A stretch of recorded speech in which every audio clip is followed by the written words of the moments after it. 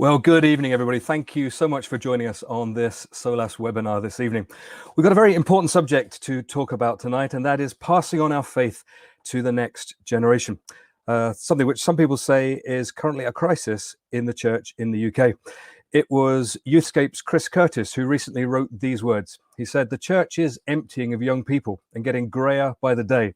You can brush away that fact and ignore it, or let the sting of the statistics propel you into action. Which is it to be?" Well, is he right? And if he is right, what's going on? And is there anything that we can do?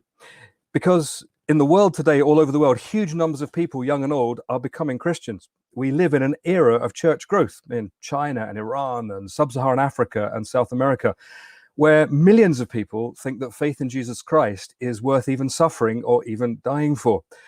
And personally, we find forgiveness and life and meaning, love, hope and salvation, joy and purpose in Christ. But it does seem that 21st century young people in the UK today are harder to persuade. Now, joining me to discuss this most important and significant topic tonight is Clare Williams. And the reason we invited Clare particularly is because she's both an academic, an analyst, and a practitioner. She's involved in thinking and studying and writing about these things at a very deep level, but is also engaged in frontline youth work. So she knows both sides of those things. Let me tell you a little about Clare before I invite her on. She did her first degree in English at Oxford, followed by studying theology at Wycliffe Hall, and then studying apologetics. Then she's been doing a master's degree in culture, diaspora, and ethnicity at Birkbeck, University of London, which is now upgrading to PhD level as well. But as if that wasn't enough, she also runs a youth ministry called Get Real, which is supporting churches and Christian organizations in evangelistic events, student events, parish missions, schools, all sorts of things, equipping and training churches and parachurch organizations in everyday apologetics, with a special focus upon the Black majority churches in the UK, addressing the gap there is in classical apologetics, where issues of race and justice, where they're a problem for sharing the gospel, are not being addressed. And she's working right in the middle of that most important area. She's also producing resources to support all of that work and working, as I said, in person, online, in churches, schools, universities, and on the radio too. Welcome, Clare. Are you there? Are you with us? Hello, hi. Hello. How are you this evening? I'm good. I'm prepared now. I was a bit nervous before, but I'm okay now. Thank you so much for joining us. So has today been a youth work day or an academia day for you? Oh, today has been a work day because I do have a part-time job as well. So I've been doing a bit of that and obviously preparing for this as well. And yes, a bit of both really. Yeah. Very good. Well, Clare, I'm going to hand over to you to kind of open up this whole subject for us in just a moment and kind of give you the floor for a few moments to kind of explore some of the things that you've been thinking about in this whole area. But before I do that, can I just invite people at home to join in? We, as ever, have the Pigeonhole Q&A board open so that as the evening develops, you can fire questions in, and I will read your questions out to Clare in the second half of our hour together, and you can kind of shape where the discussion goes. Now, to access the Q&A panel, if you go to pigeonhole.at on your web browser, pigeonhole.at should be coming up at the bottom of your screen, and then type in the code that's there, SOLAS14 July, and that will open up the Q&A panel for this session. Now, I see there are quite a few questions that some young people as well have posted in there already. If you see a really good question, vote for it. It will come to the top of the pile and much more likely to get asked. We never get through all the questions, but we'll start with the most popular ones. Now, David, our producer, will put that link up a couple more times during the evening. So if you didn't get it then, don't worry. It will come up again, and then you can join in the discussion. But really, it's over to you now, Clare. Could you sort of open up this discussion for us about how the church in the UK is doing in passing our faith on to the next generation, what the situation is, and how perhaps we need to be responding? Thanks, Clare. Great. Thank you so much, Gavin. Thank you. So I just want to begin by giving a little shout out really to all of the youth workers who have tuned in, church leaders, and to all of the teens and young people who tuned in as well.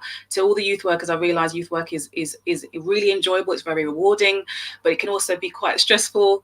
And when you have a heart and a passion for young people and you start to see some of the statistics in real life in your churches, it can be quite discouraging. So I want to say I'm praying for you.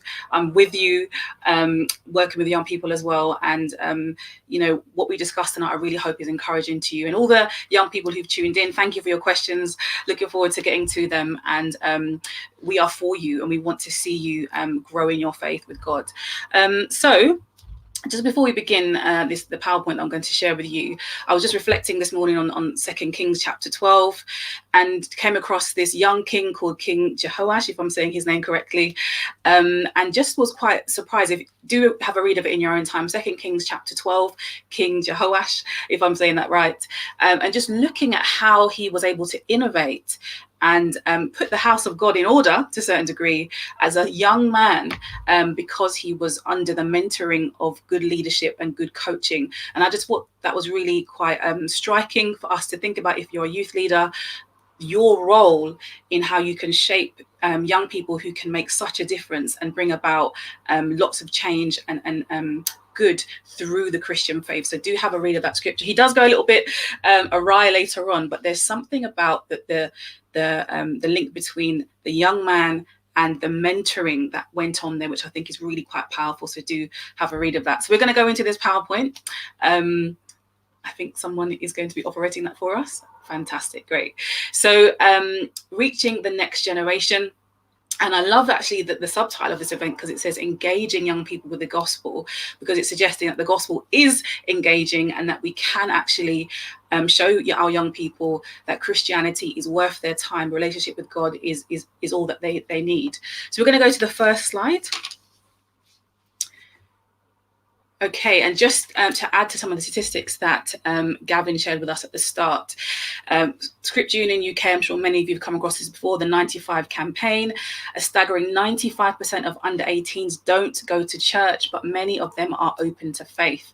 Together we can reach the 95. So do check out Scripture Union and all their resources that are there. But I think this is a real reality check for us. The fact that loads of our young people do not go to church, but what Scripture Union also says that they are open to the idea of Jesus, and there is room to make that to discuss Jesus, the person of Jesus, and to discuss faith with them. So they may not actively be in church all the time, but there is room for those discussions as well. And then some research from the Barna Group there from 2018. They did a survey, and the main findings from the study is that the problem of evil is a major barrier to faith for non-Christian teens. So we're thinking about questions of suffering, very pertinent as we come out of a pandemic. Other reasons non-believers provide as common barriers to faith include Christians are hypocrites. Now, this idea of hypocrisy, kind of linked to the whole idea of cancel culture, is really, really important. So we're going to come back to that. So here's just a few statistics there and things for us to think about in the backdrop of what we can do to reach the next generation. So we're going to go to the next slide. Shameless plug. Okay, so what I'm going to share with you today is actually part of a 4-part series, a video series that I've done on Get Real, realquestions.co.uk. So you can look at that. That will be fleshed out a little bit more for you. So do check that out. And we're going to go through these 4 things that I think we can focus upon, looking at the problems, and then from those problems, how can we work through them? So next slide, please. So the problem of disillusionment. Now, disillusionment is just, I think, on the rise. And I think with social media, we're getting more and more young people sharing their stories of being disillusioned with the church and faith altogether.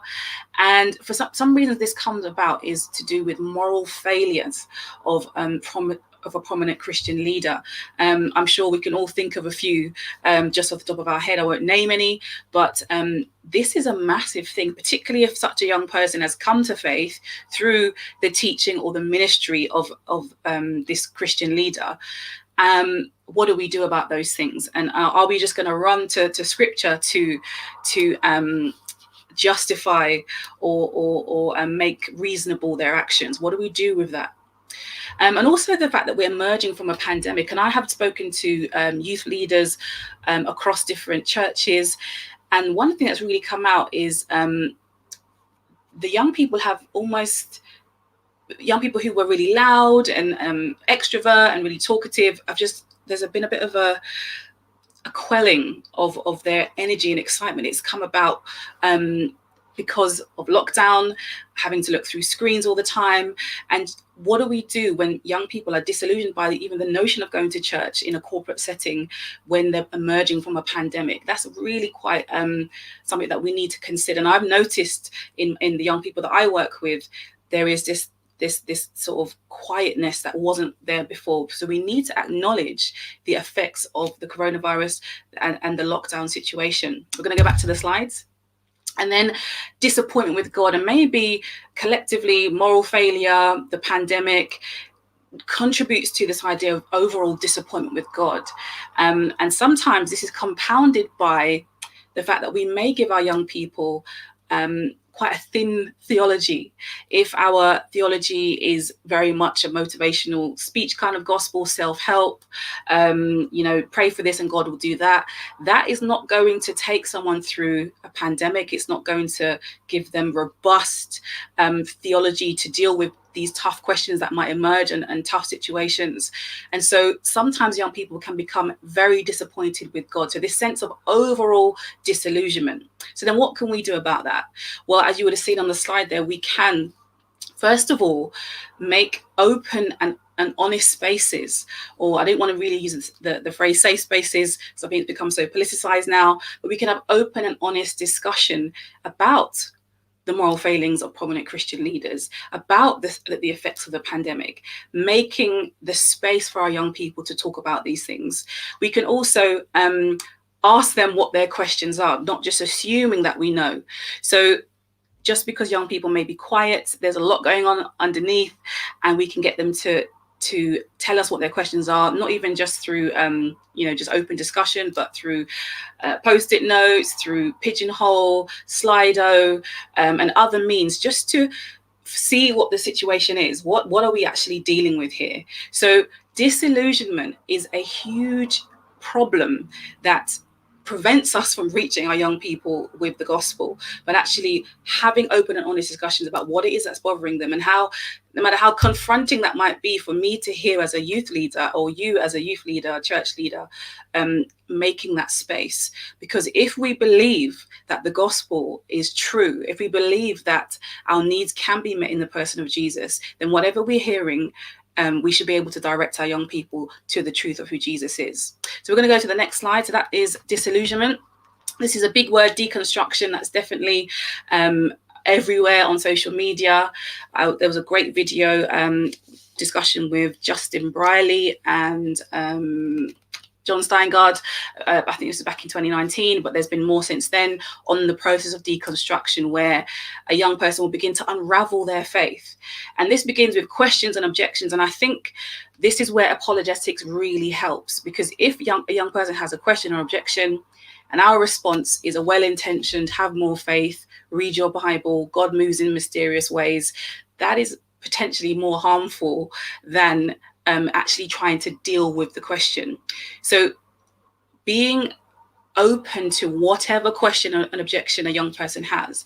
And then deconstruction leads to often doubt and journeys of a person losing their faith. There are stories if you just put into Instagram, search in Instagram, hashtag deconstruction, you will find account after account of largely young people, Gen Z and millennials, who are dealing with this journey of doubt and deconstruction and landing in a place which is often not what we might say would be, your orthodox kind of Christianity. And so being aware that this process is happening, I think deconstruction is quite an American term, but I do think doubts and journeying through faith, or having a question in faith, is a little bit bigger over here. That's how a young person in the UK might term those things. And then just the notion of faith becoming a lot more complex. As I said, the pandemic has thrown up loads of questions for young people, or just, dealing with family, grieving, those kind of things. Exams success being compromised because of lockdown. All of these things begin to make faith become more complicated. And actually what we can do is, as I've showed there, is table the questions. Because if you do not table the questions that young people have, they will go to the prophets that are TikTok, YouTube, Instagram, Snapchat, Google. They'll go somewhere else for answers because they're not able to come to you. And I think, you know, a lot of the things out there on YouTube, and I'm talking on YouTube right now, is actually quite unhealthy, okay, and may not encourage and strengthen our young people if we were having these discussions ourselves. And the next thing that we can do is encourage young people to sit with their objections and work through them. Sometimes we present a very polished version of our faith, that to be a true Christian is not to have doubts or not to have questions.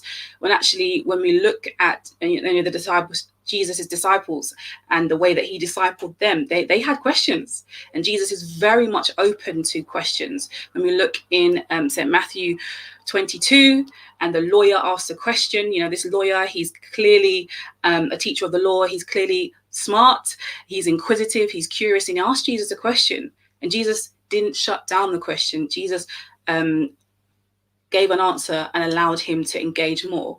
And so this idea of welcoming questions, because our faith entails intellectual as well as emotional or experiential assent as well, showing our young people that actually we can engage our minds as well.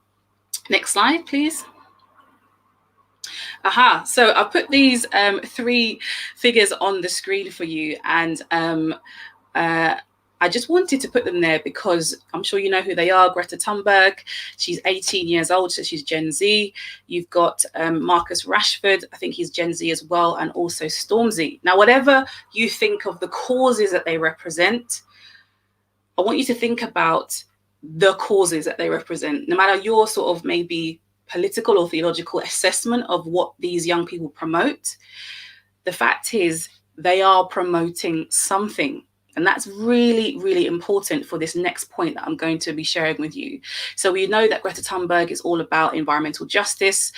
She, you know, through her coordination, leadership, you know, schools across Europe at one point in time were paralyzed because she led young people to stand up for environmental justice. Marcus Rashford, whatever you think of his performance during the Euros, he pioneered the End Child Food Poverty campaign, which changed the mind of a government. As I said, whatever you think of his politics here, whatever your politics may be, he is a pioneer and he changed the mind of the government. That is striking. Then you have Stormzy. Stormzy is a millennial, I believe, just fits into the millennial category. And he has created a scholarship for underrepresented students to go to Cambridge University. He's using his platform, he's using his wealth to create opportunities for others. And these 3 young people, they are looking for change, looking for moral progress. They are all about activism. And as I said, no matter what you think of the politics, okay, they are trying to do something to change our society for the better. So what then do we as Christian leaders do with that information? Well, let's have a look at the next slide, please. This is about disengagement. Is the church engaged with questions of culture, as I've just shown you some there? So to do with food poverty, environmental justice, education for Stormzy. I think John Boyega, he's a millennial as well. He was out on the front lines talking about racial justice last year. These young people, they are engaged with the questions of culture. They want to see moral progress, and they are sharp at calling out hypocrisy. This is partly why we have cancel culture, rather than sort of demonizing cancel culture and just dismissing it. Cancel culture actually has something where we can begin to interrogate and draw parallels to the gospel, which in that cancel culture recognizes the hypocritical behavior of people, or recognizes harm that people can cause to others. Where cancel culture becomes is a deficit, isn't able to do the complete job, is where the gospel comes in with redemption and grace. And so, yes, God says to us that we are sinful, okay, that you need a savior. The gospel message is quite offensive. You can't save yourself, okay, and you have done wrong, you have done harm, you deserve to be punished for what you have done. However, I'm bringing grace to you says God. And so actually jumping off from cancel culture to bring about a conversation about the gospel can actually be quite a powerful thing. And so our young people are activists. They want to see the world become a better place. How do we engage them through that? If we go back to the slides, please. And as I said, their activism is a great thing. So please, I implore you, do not let your political leaning prevent you from being able to engage with the questions that young people have. Because if we don't engage with those questions, they will turn to other movements. They will turn to other things that seem to be fulfilling that desire to see the world become a better place. We can engage them with the gospel. This is not about turning away from the gospel, but actually engaging our young people with them. We don't want them to have an anti-church posture. And a huge apologetic argument, the moral argument, and looking at the idea of where does our sense of justice even come from, rather than just looking at the activism from the surface level, interrogate, why do you care about your fellow man? Why do you care about the environment? Talk about stewardship and the doctrine of creation. We can start to raise the pitch and challenge of our sermons, of our Bible studies, by asking these harder questions. And I've just got a quote here from the Commission on Religious Education from 2018. And it says, and this is coming to our education system, okay, and there's some great chaplains doing fantastic work on this. Pupils must be taught how worldviews offer responses to fundamental questions of meaning and purpose raised by human experience, and the different roles that worldviews play in providing people with ways of making sense of their lives. And I just love this phrase here, that, this commission has recognized that worldviews, whether that is a religious worldview, Christian, Muslim, Hindu, okay, or whether it's a non-religious worldview like secular humanism, atheism, agnosticism, whatever the worldview, they all must respond to fundamental questions of meaning and purpose. And that is a massive win for the Christian, because what it's doing is showing that everybody has a worldview. There are no neutral positions. And so it's not just upon me, the theist, to explain. The burden of proof is not just on me to answer tough questions. Everybody has a position. And I think this is a really key moment for the church to, as I said, raise the pitch of our sermons, begin to interrogate why and what other worldviews have to say about some of the most difficult questions we may hear and face from our young people. Because if young people are experts at calling out hypocrisy, they can see a hypocrite from a mile away, then we can also bring that challenge to them and say, this is your philosophy of life. This is your worldview. What is the foundation for that? And does the worldview you currently hold, is it consistent with your heart and desire for justice? And I think we may well see some loopholes there, some inconsistencies. They may be able to be aware of that and then have some of these deeper discussions. Next slide, please. We're nearly done. The next one is the next D. I love alliteration. It makes everything sound far more profound. Decolonization. Now, maybe some of you hear this word and you bristle at it, but it's very important to me in the work that I'm doing, particularly with apologetics and the Black majority church. So just to explain what this kind of means, it's about thinking in different ways that kind of seem to prioritize white Western epistemology, so ways of thinking and knowledge. That might sound a bit scary to you or a bit suspect, but let me paint the picture for you. So we know that there has been a massive shift in our society. There's massive polarization due to present day racial injustice, everything that happened last year. I'm still quite traumatized by it myself, to be honest. I'm still processing it with the Lord, praying through the Psalms. Okay, so present day racial injustice has brought up huge questions about ethnicity, race, equality. Again, a moral progress questions that are on the minds of young people everywhere. And then it forces us to look back at historical racism, e.g. slavery and colonialism, and then what's happening. Okay, and I want to make this very clear, particularly if you don't go to a multi-ethnic or say Black majority church, or you're not in a multicultural setting. When we as churches, whatever church you go to, even if it's a Black majority church as well, do not address the question of racial injustice, what is happening. I'm telling you, this is happening in real time today. Young people are leaving, particularly from Black congregations, are leaving Christianity to go into Black consciousness religions, such as Nation of Islam, Hebrew Israelites, and Kemeticism. So the idea of sort of Egyptian mythology being the true religion of young Black people before it was stripped away from by the horrors of slavery and colonialism. This is happening. Okay. Now, if we say that we care about the questions that young people have, this also needs to be on the table as well.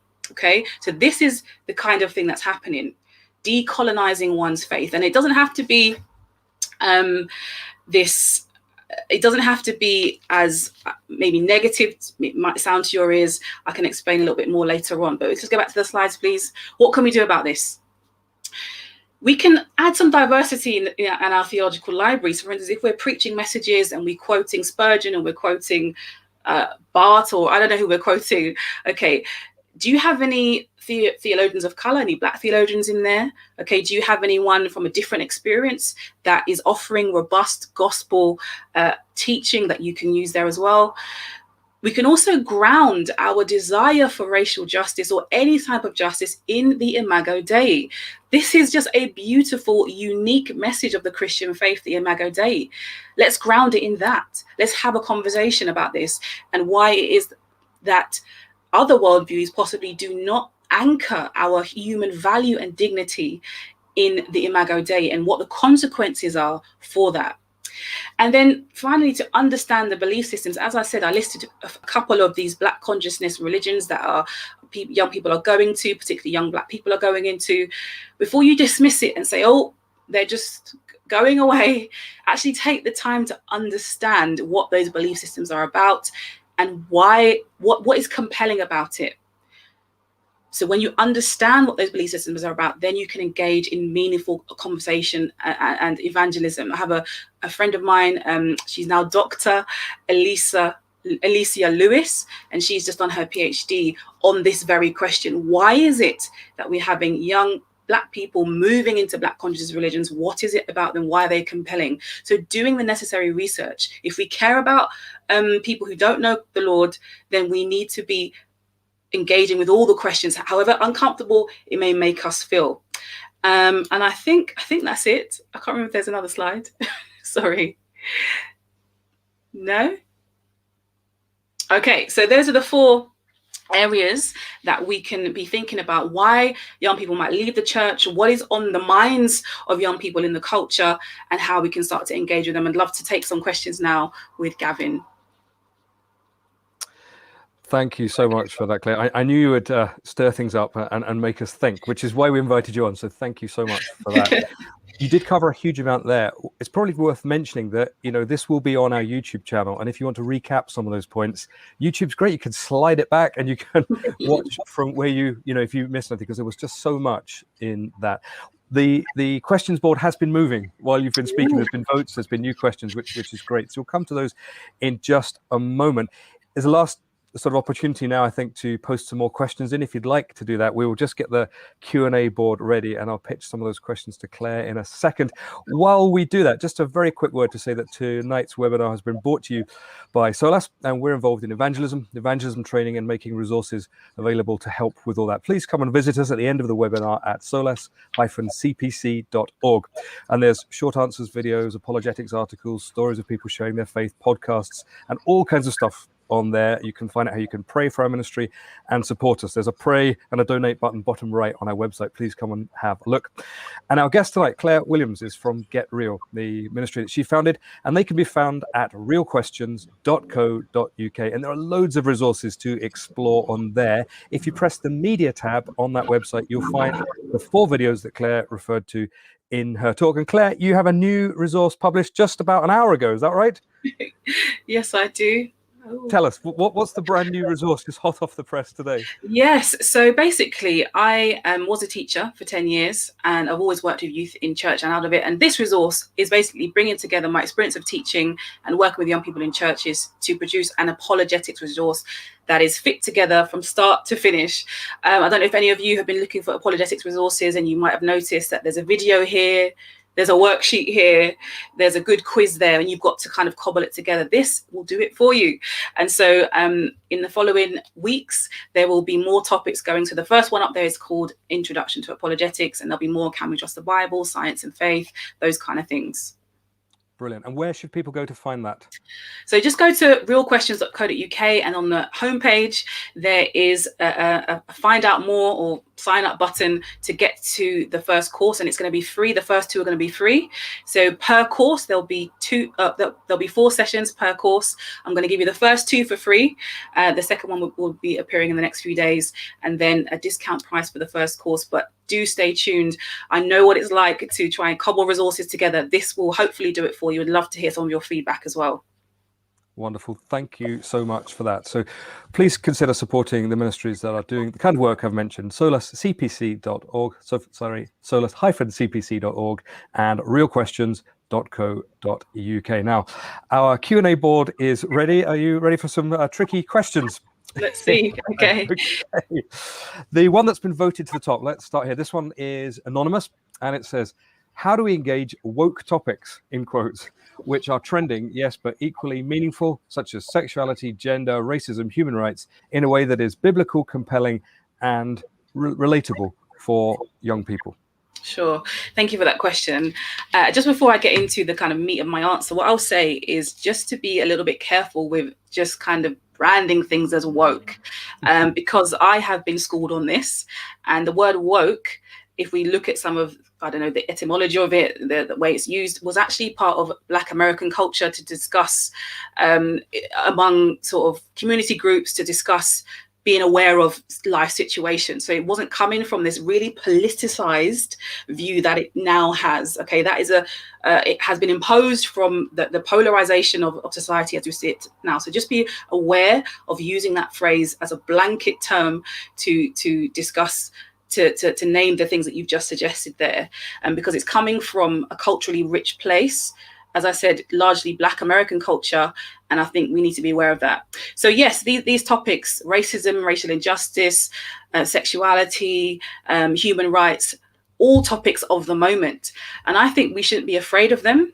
I think that I can't say where your church tradition is coming from, but if you're taking a more traditional church view on these kind of things, it's about engaging the questions, as I try to demonstrate, that young people have about these things in the robust teaching of the gospel. You don't need to compromise what the gospel is saying, because the gospel is the most fruitful response to these things.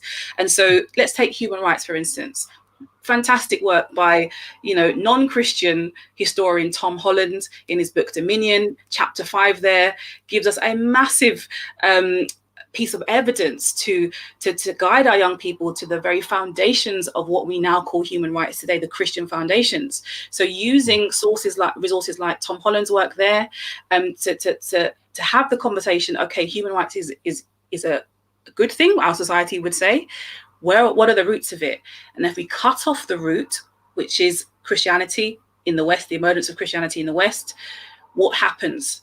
Can we still survive? How do we ground our sense of justice? So I think it's these hot topics that are very much seen. I think people have a well-intentioned desire for these things to be addressed. But actually the church, we can take our young people deeper to say, okay, why does it matter? Where is it coming from? Who is it pointing to? And that's going to take research, that's going to take preparation, that's going to take using some of the real questions, resources that will be coming, but actually moving from this very surface level understanding, maybe popular level, but actually getting to the deeper questions, the philosophical foundations of why these things actually matter.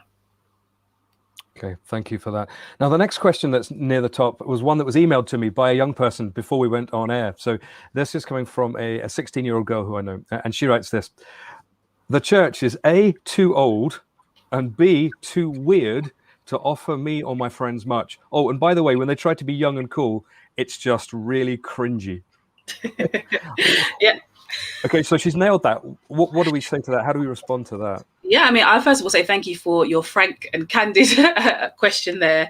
And I think that we've all seen our fair share of cheesy church, where adults try to be cool. But I think that, again, it's that deeper level. Okay, so the young person said the church is a bit too old and weird to offer me and my friends something. So from that question, we can see that community, friendship matters to this young person. What community is the church offering? So for instance, I'll just give you an example. The church I attend, our young people are in the process of planning their youth club, and you should have seen them light up. They are collaboratively working together, leading this thing, okay, because community matters to them.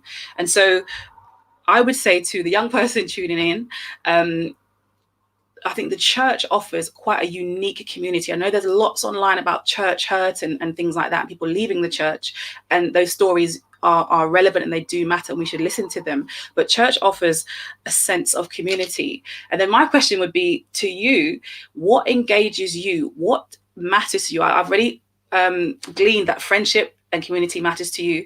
What else do you care about? And bring that to the church and say to the church, you know, what have you got to say? And actually, when I look at the gospel, I can see that the church has a lot to say about a lot of these hot topics that young people are interested in.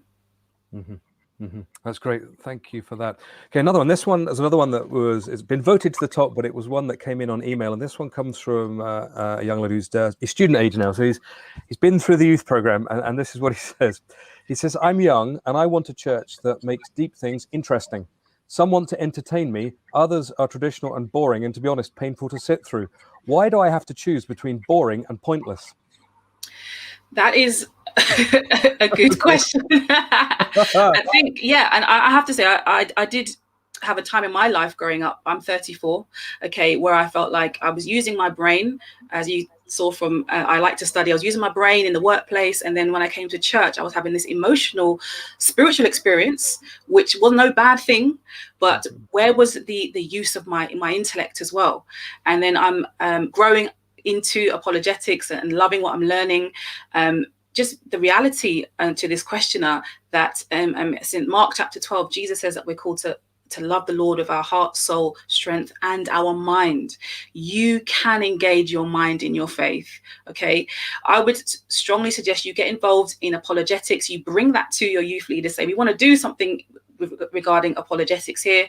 And also to the youth leaders listening, encouraging our young people to be scientists, to be politicians, to be not just to be the next pastor of the church. And pastors, I love you. I'm a preacher's kid. I know what you go through, and I salute you.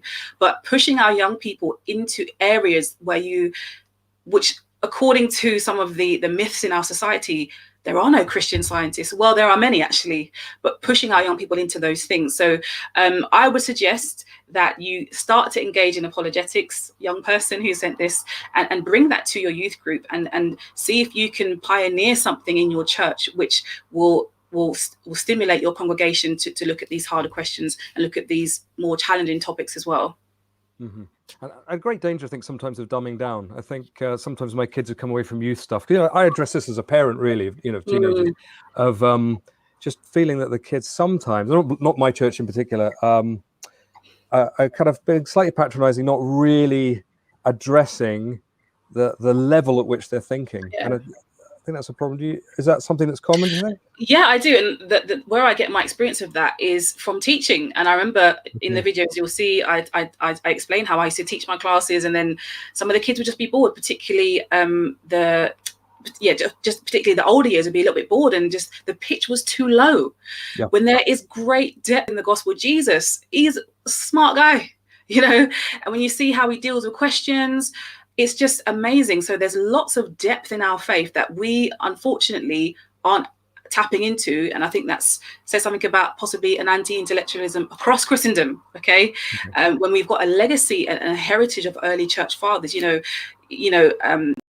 profound thinkers who shaped our theology today.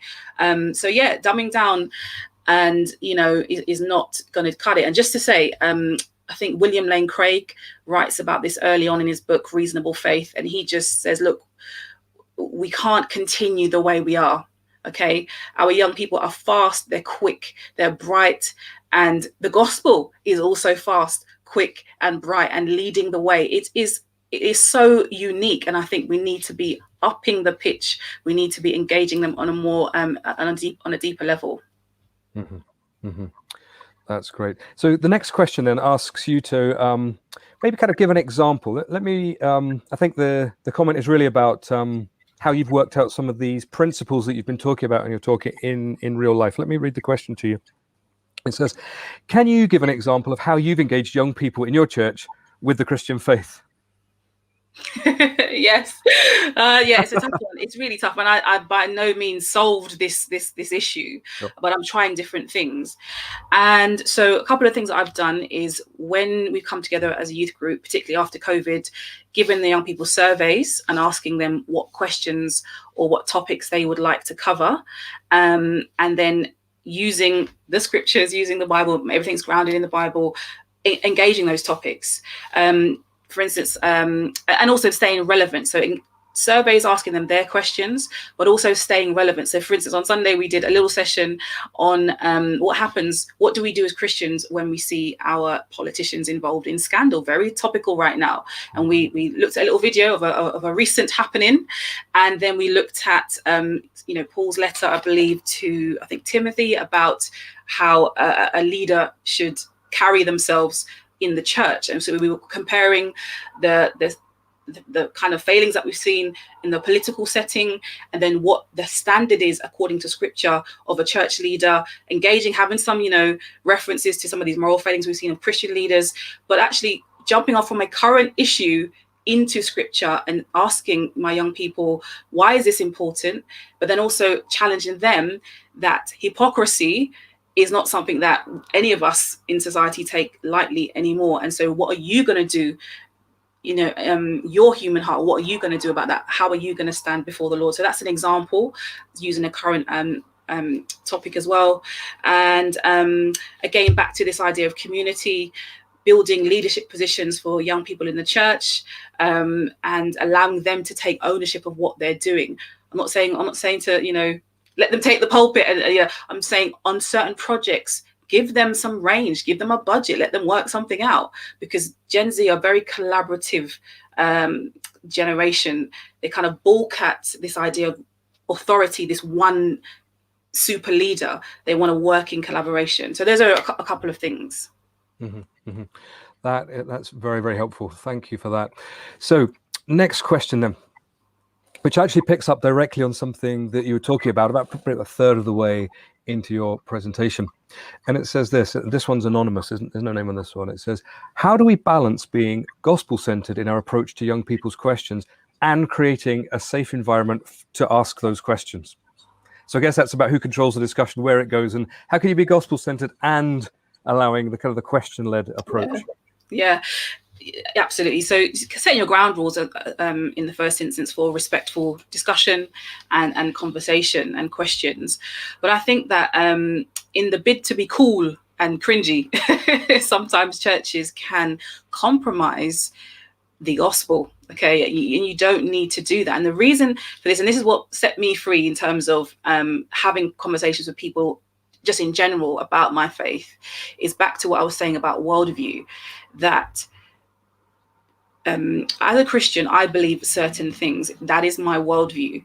I am not the only one with a worldview. So the young person who may be searching, maybe not a committed Christian in your church, and may critique or have some strong objections to what it is that you believe and that you teach, you also are, it is also part of your job, your remit, to show them their worldview and show our young people that, yes, this is the church and we believe these things as our worldview, and these are the reasons why. And I think another key thing is that I'm definitely going to be exploring is, let's just say your church group believes this here and other denominations or might believe that.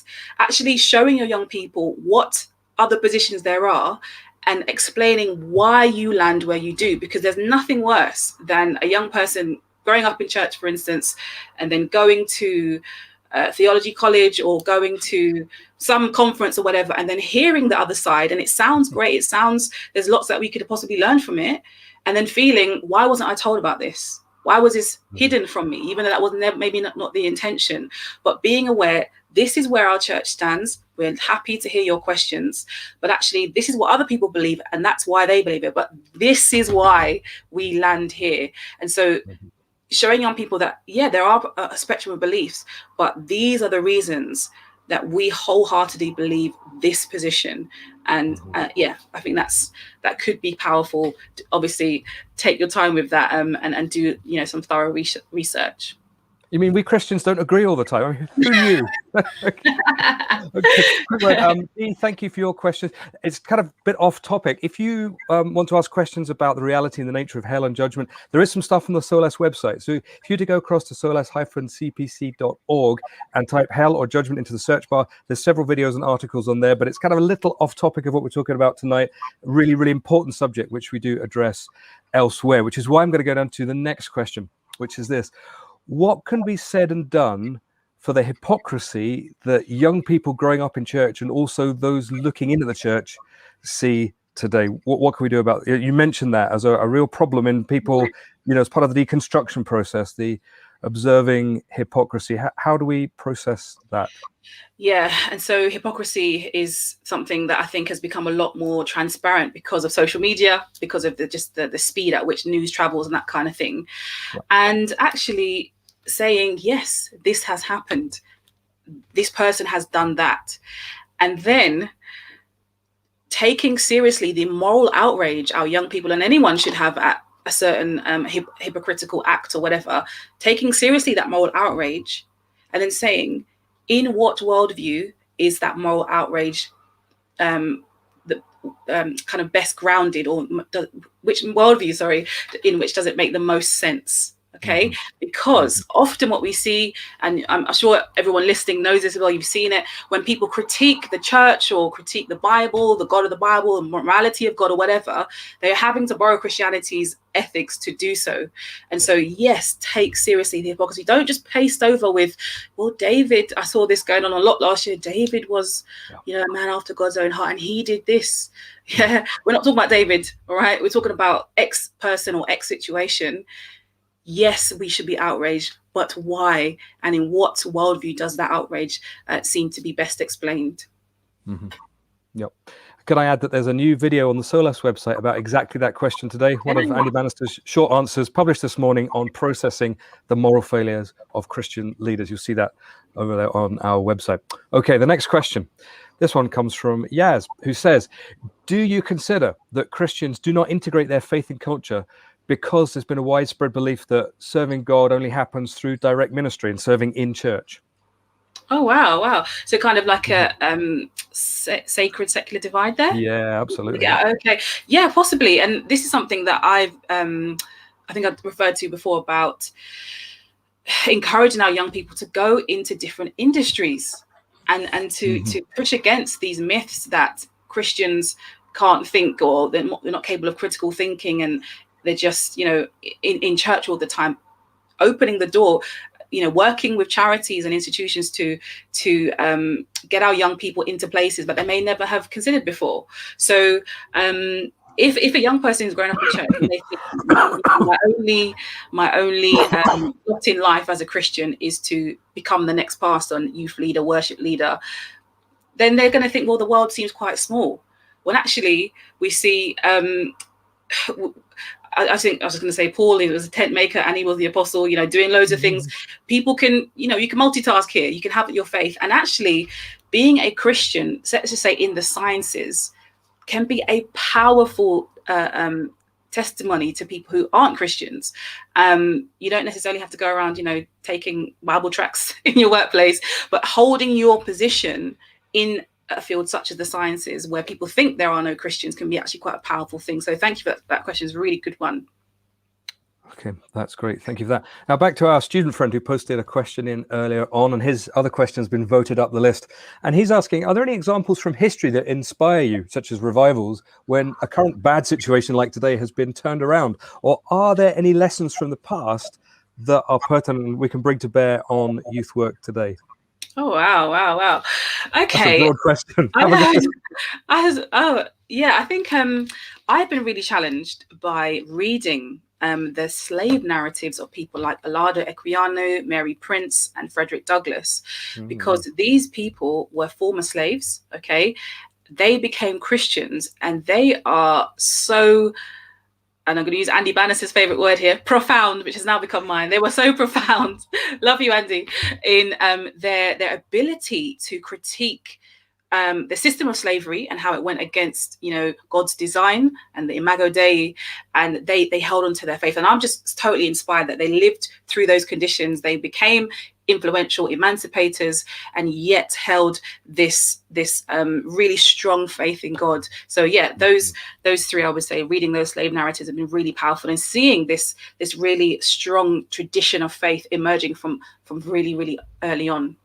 And it's Frederick Douglass's autobiography, isn't it? It's the what's it called? Is it a narrative of the life of Frederick Douglass? You called it? It's just explosively breathtaking. It is. Phenomenal reading. Thank you for pointing us in that kind of direction. Okay, next question then. How do we raise up new, young evangelistic voices? There don't seem to be many obvious pathways for mentoring and training. How do we create some? That's a brilliant question. It is. It really is.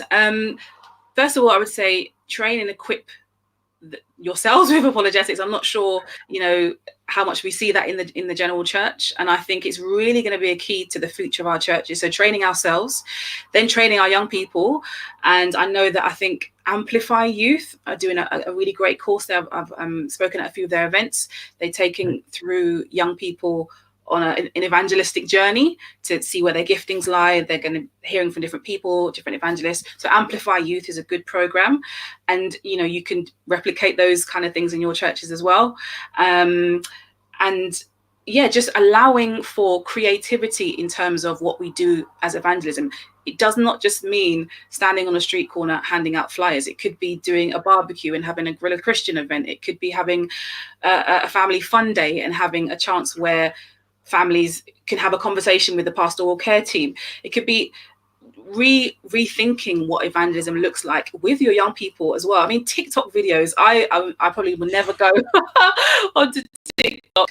She has famous last words, because I don't know what to do, but maybe some creative, and I'll give you this. I was speaking to the young people that I work with, and someone there just jumped at the chance. I want to be the media and I was like, okay. So allowing for their voices, and obviously you mentor and you coach them into that. Like I was referring to the case of Jehoash in 2 Kings chapter 12, but giving them that free reign in smaller capacities so that we can see them emerge as evangelists. It may not look like our form of evangelism, it could be very different. I've seen some profound stuff on TikTok that is quite evangelistic in nature. I mean, Justin Briley's on TikTok. Wow. So yeah, it can work. Yeah.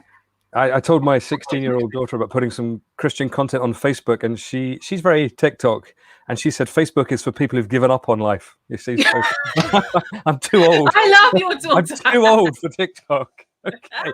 Next question. This is another one that came in on email from a young person. This is for a 19-year-old lad called Lewis, who says, where do we draw the line between making our outreach cool and accessible and doing full-on Bible studies? Brackets, I'm asking as a teenager, not as a youth leader, by the way. Okay, well, I think that for me, evangelism, outreach, apologetics needs to come back to the Bible. I think sometimes we can get a bit lost in philosophical arguments and winning the case, and those things are all part and parcel of the apologetics, I'd say, discipline. But are we bringing it back to the Bible? So, I think it's about having your kind of engaging questions to kind of gauge where people are, and then bringing it back to the Bible. And I see some great pieces online where people don't just refer, looking at things like Christianese, the phrases that we use, the Gospels. They are the Gospels, the four Gospels, but call them the biographies. Use language that is going to connect with an entirely unchurched generation as we approach the text, and also using all the resource that we have, from textual criticism to show the credibility of the Bible as historical text, and then looking at the theological claims as well. Okay, thank you for that. Now, time is kind of against us now, so we'll kind of go quickly and see if we get another couple of questions in. Okay. And this next one comes from someone student age, another one that came in on email, which I cut and paste into the board. Does the church need major structural change, or do we all need to just value individuals more, be more Christ-like, and get on with it? I think it's both and. Both and, not either or. Okay, tell us more. Yeah, I think in terms of structural changes, I think having proper, what do you call it, succession planning going on, okay, which would involve these training routes, should we say, for emerging evangelists, emerging pastors, emerging leaders, those kind of things. So proper succession planning. And also in terms of structures, we've all seen that everyone is basically now doing hybrid church. If you can't go into church one Sunday, you might watch it on the live stream, and vice versa. So looking at ways in which we can still do church, but actually in line with what's happening in technology and where the culture is, not compromising the gospel. I'm not saying to change what the gospel is, because I think you throw a lot out of the window when you start to do that. I mean, what you can talk about in terms of justice and things like that, but being open to seeing things differently. Mm-hmm. Which leads directly into the next question, which is, how can the church raise up young leaders, brackets, even if they do stuff that older people don't like? Wow. So yeah, I would just try to qualify what we mean by even if they do stuff that old people don't like. Is it stuff that is contrary to what the church is talking about in terms of doctrine, in terms of theological like landing? That's, I think, a different discussion to someone saying, oh, let's have an unplugged, stripped back night of worship or something. I think that's quite a different conversation. So then that's where the mentoring comes in. And that's why it's really important that we show our young people why we think that Christianity makes the best sense of reality on a number of philosophical levels. So giving room. So rather than saying, I think I'm a person, I like to try pilots first, try a little thing. And then if it doesn't work, you can back out and no one really notices. And then if it works, you can scale it up. So having smaller projects where you're releasing young people into leadership, okay, and then I'm scaling things up as they grow and gather momentum as well. Mm-hmm. Okay. And I know you're involved in mentoring as well. Could you maybe talk a little, just very quickly, about some of the mentoring you do and how that's growing young people into responsibility? Yeah, I mean, I think in my previous church, I had a bit more mentoring role there, and it involved things like, taking them out for dinner sometimes, having a one-to-one conversation, having the coffees, being a bit more transparent with your life as well. I'm not saying to go onto social media and declare your life story, but in your small groups, being a bit more transparent with the things that you struggled with the questions that you have or had, and just seeing if you notice a gifting and a skill, don't be threatened by it. Try to bring that out through prayer. I mean, you cannot back away from prayer and fasting too. Yeah, old school Pentecostal as well. Praying for our young people, because this is as much as emotional, intellectual as it is a spiritual thing as well. Yeah, absolutely. I think that's actually a really good note to end on, bringing together kind of the spiritual, the praying for young people, investing in them, as well as bringing our minds and apologetics to bear on the thing. Because it's, as you said in previous answer, it's not either or, it's absolutely both and, because it all comes together in love the Lord your God with all your heart, soul, mind, and strength. And it's not either or, it's kind of bringing together all those things. David, I wonder if you could put up the recommended resources slide for us. Clare has very kindly provided some recommendations of things that you can do if you want to explore this topic further. And the first is, well, you can see on the slide there 3 websites. That's Clare's own website, realquestions.co.uk. You can see that on the screen there. Loads of resources in there. The next one she's recommending is the jude3project.org. I think it's an American-based resource. There's tons of stuff in there, really, really good. And then bethinking.org, which has got loads of stuff. And the kind of the screenshot I grabbed for that was of their resources for school-age people. It's good to see our friend Dave Hutchings has written a lot of stuff in there. So 3 great websites for young people there. And then the next one, David, is of 3 books that Clare has recommended. The first is by Rebecca McLaughlin, 10 questions every teen should ask and answer about Christianity. That's a great book, which actually my daughter's just started to read. I'll find out what she thinks of that in a few weeks' time. The second one, Urban Apologetics by Eric Mason. Haven't read that one yet. It's on my wish list, and I will hopefully be getting that soon. And then the third one, Where is God in All the Suffering, Amy Orr Ewing. Now, Amy came onto the Solus website recently to discuss that book with Andy Bannister. So again, if you put her name into the Solus website, you'll find a discussion there about that book. 3 terrific books to take you further into some of the things that Clare has been talking about this evening. Just finally, then, to remind you, our website is solas-cpc.org, and Clare's is realquestions.co.uk. Plenty to explore in both those places.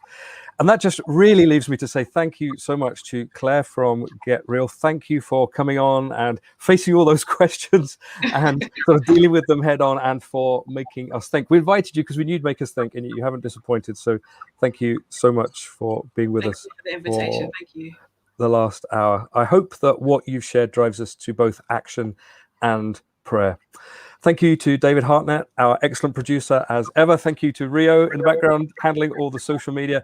And thank you to you, of course, at home for watching. And for those of you who chipped in and joined in the Q&A panel and kept that moving. It's people that watch these things that make it all worthwhile. So again, thank you so much for joining us. I hope you found the last hour inspiring and helpful. And good night for me, and good night, Clare, as well. Cheers. Good night, everybody.